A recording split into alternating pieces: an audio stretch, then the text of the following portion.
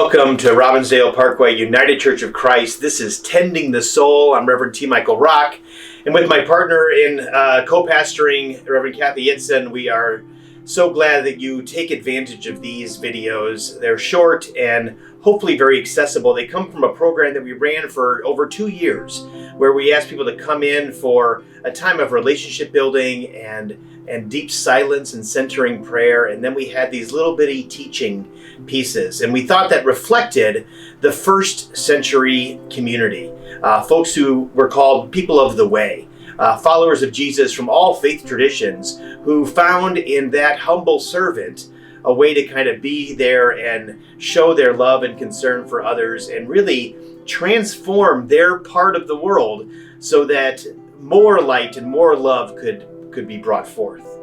And that's really what we're doing here at Tending the Soul, is trying to find a way for that light and love to spring forth out of our being. And we do that by tending to our soul.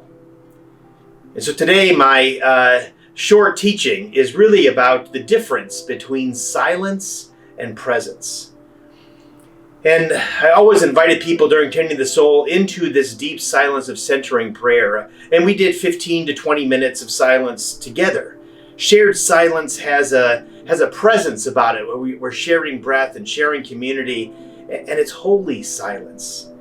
And it's different than the silence of when you're in the library, when there's somebody yelling shh all the time, or that silence before you go to bed and some parent is telling you to be quiet, or that silence when you're supposed to be respectful of others in an office or setting in some way, shape, or form.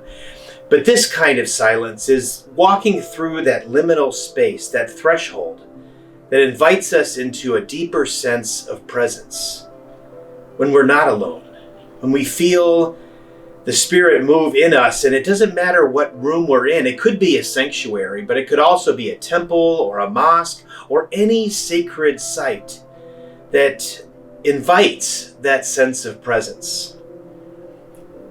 I've invited people before, and I will again, to attend a silent walk around George Floyd Square, a place where horrific violence occurred at the murder of George Floyd. But in the midst of that, there is a sacred presence, a sacred site that allows us to experience the pain and presence of not just George, but all of the people that have been killed, the black bodies that have been killed by police and others in the midst of this violent pandemic.